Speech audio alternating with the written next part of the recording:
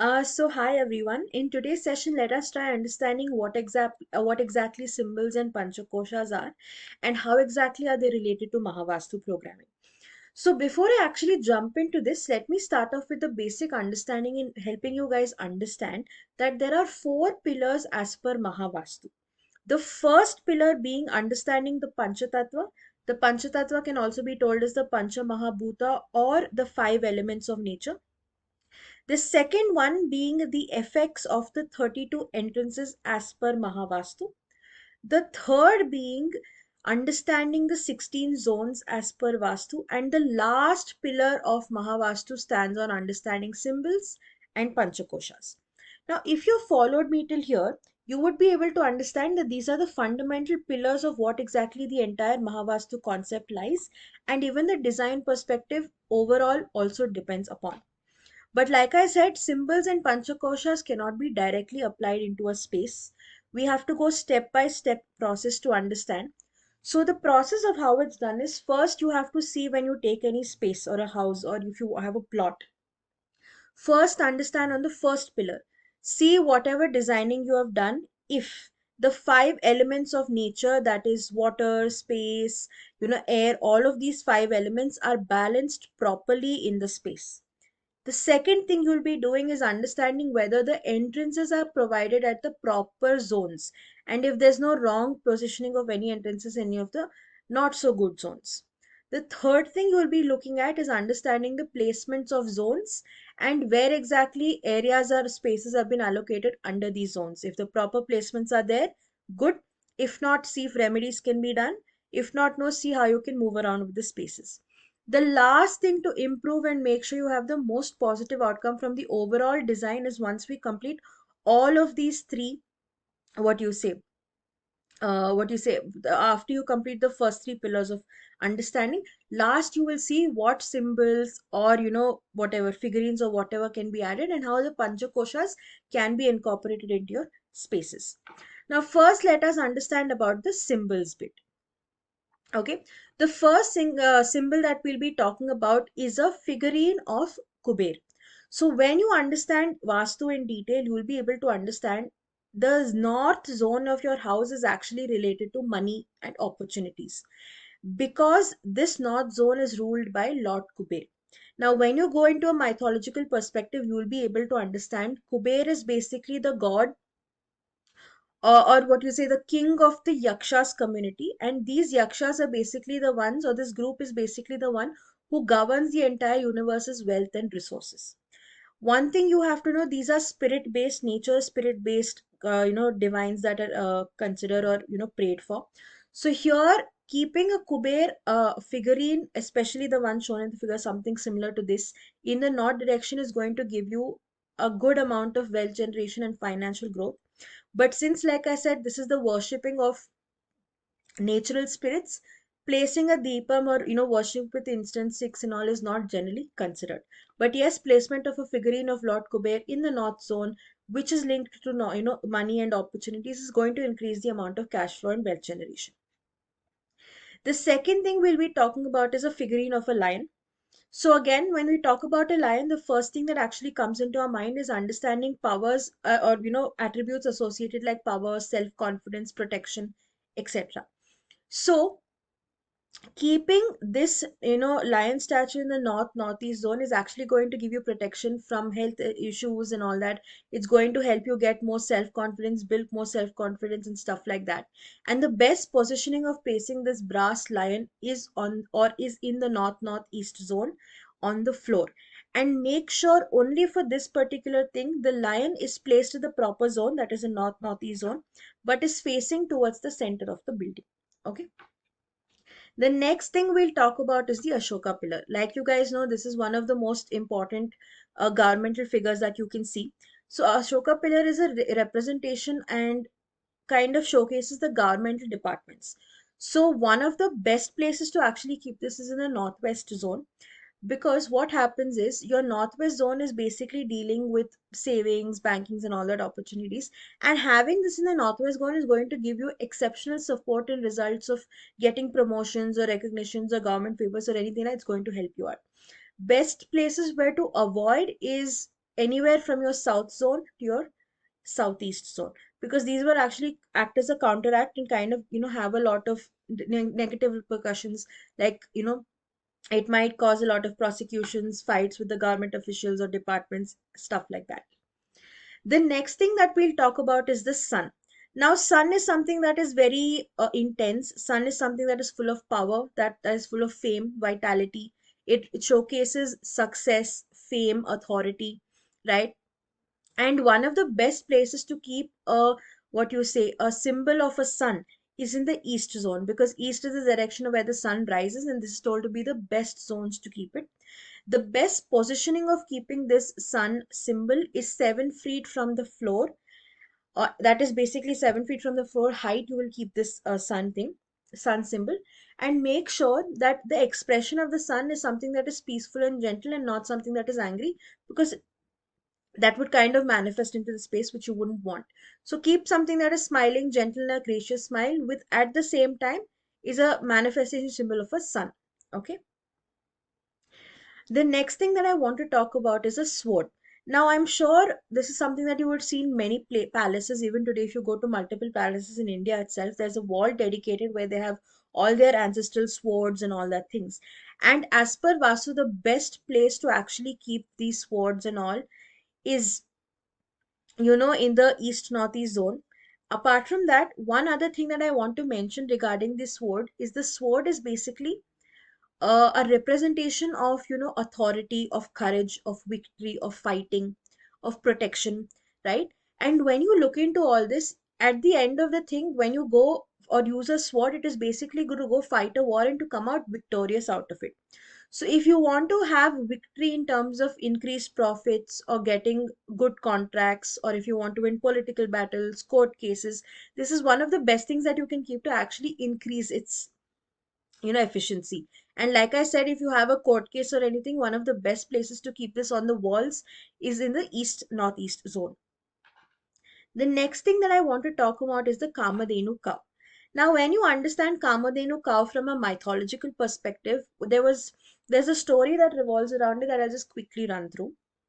The Kamadenu cow was basically when the gods and the demons were, fighting for Amrut, and they were churning. Out of the churning of the ocean that they were doing, there were 14 gems that were released, out of which Kamadenu is one of them. Okay. And Kamadenu is told to be a wish fulfilling cow because she used to give endless amount of milk, and everybody used to, get it. I mean, the supply never used to stop, it was always continuous. So that is why it is believed that having a Kamadenu cow in your house is actually very auspicious, and it also gives you endless, all your wishes to be granted and an overall honor and respect in your life. So the best places to place a Kamadenu cow, either be it in your home or office to attract all this health, wealth, spiritual growth, harmony, goodness, everything is in the east southeast zone. Make sure you place it on the floor. Okay, and this is actually going to help you boost more opportunities in helping you fulfilling all your wishes. Okay, the next that one I want to talk about is of the red horses. When we talk about the red horses, basically red deals with the fire element. Okay, and a pair of red horses basically is told to bring in a lot of good amount of fame, flow of business orders, flow of money. And if you want something that is going to happen in a steady format, okay. So, as per Vastu, before actually keeping a pair of horses, first what recommendation we give to do as a remedy is to clean your north zone and your southeastern zone of all the useless things or dumping or any articles that you have. After that, place the statue either on the floor, like on the floor, or in the almirah area in the south zone. And this can be done and has to be basically, you will be keeping it on the floor in the south zone, and this should be facing the north. So it will be in the south-north axis. Okay. Next, we'll talk about rabbits. When I mean rabbits, to be honest, it's a black and white pair rabbit. This is just for pictorial representation that I've added. So rabbit is a symbolism for actually having good business relationships. All right. And one of the best places to keep this is in the east-southeast zone, preferably on the floor. This is to help you get more opportunities in business and build relations over time. The next thing I want to talk about is Garuda. So, when you understand Garuda in a logical perspective, it is a symbolic representative of the word eagle. And when you actually understand eagle, the association of it, it has a very strong eyesight, right? It has good sharpening skills. It hits the point when it wants to pick up any of its prey. So this is something that is very much related to understanding or keeping a Garuda in this zone, especially when you're talking about the southwest zone, is going to help you sharpen your skills and kind of help you get a better understanding of your inner, or get a better what you say get a better control of your inner and outer emotions as well. And even for that, having this is told to be one of the best things in worshipping of Garuda as well. So like I said, this can be kept on the southwest zone to get most benefits out of it. Next, let us talk about the yellow vases. Now, yellow vase is basically kept in the earth element. Okay, so when you understand, Vastu in detail, you will be able to understand there's a particular zone that is your southwest zone that is related to expenditure and wastage. So having a yellow in this yellow vase in this zone is going to help you reduce this wastages in expenditure, and thus helping you have more savings. And this is obviously going to get you a lot of profits. So this is one of the best things to do, and a very easy technique also to do for getting most of it. Next is basically understanding lovebirds. The whole concept of lovebirds is basically it helps in strengthening a relationship between a partner or so. So what we basically say is southwest zone of your house is associated with the skill and relationship building, right? And when you understand in detail in like Vastu, we generally say that it's better to have your bedrooms in this zone for a married couple, right? So here what you can do, generally what we would ask people to do is this symbolic figurine can be placed in this particular room, or placing actual lovebirds in this particular room can also help you guys get what you say better prospects, or have a better relationship between the couple. Or if a child is actually finding a suitable groom, they might be able to attract it even more faster. Or if you want to kind of ease the tensions happening between couples or anything, this is one of the best places or best ways to go about doing it. Okay, the next thing I want to talk about is the swastik zone. So when you understand swastik in a more uh, logical or symbolic perspective, Vastu is kind of related to the education and the knowledge basis. So having your swastik symbol in your west southwest zone that is related to the same attribute of education and stuff is going to help your children get better consciousness of what they're reading and get a better a grasp of the knowledge they're taking in as well. So this is one of the best remedies that you can do. Next, let us understand about the chessboard. So when you talk about chess, you're talking about understanding how to play your part properly, how to navigate it to make sure your king is safe, but at the same time, you're winning over the game by defeating the other king, right? When you understand this perspective, this basically deals about understanding one's intelligence to actually navigate through anything that is given. So one of the best places to build this is by keeping a chessboard in the west zone, and this is one of the best places to actually help you get your talents or awaken your talents that you have, and this is one of the easiest remedies as well that you can do as per Vastu. Next comes a deer. Why do we say a deer is good and a good symbol of actually symbol of activeness and alertness? When you understand the west northwest zone in detail, this basically is a zone of depression, laziness, or this is a place where you're generally very low. If you want to bring that alertness like a deer and you want to be active, a figurine of a deer is told to be one of the best ways to go about doing it. What we would suggest you to keep it on the floor on any part of the zone in the west northwest side. Next, when we'll talk about the white horses, specifically a pair of white horses. A pair of white horses specifically can be kept in the northwest zone, either on the floor or an almirah. And the reason why we tell this is the northwest zone is associated with banking and support. So for being able to get that financial support and get more opportunities, you can go about doing the same. So this is one of the ways you can experiment with it. The last symbol that I want to talk about is the pyramid.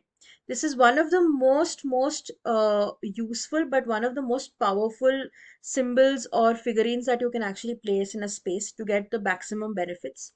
The reason being, the pyramids have a proximity of amplifying any zone by almost 108 times. So having, for example, a pyramid in the north zone can help you increase the amount of money flow because north is associated with money and opportunities. Similarly, in the northeast zone will help you get more better health because your northeast zone is related to health. and immunity. Northeast again in terms of clarity of mind and wisdom and awareness. And make sure no matter where you're placing it, the alignment of the pyramid is in the north and south axis. This is only supposed to be placed on the floor, never on the walls, never on the door, never on the ceilings, or never on the side walls. Okay, this can have extremely negative effects.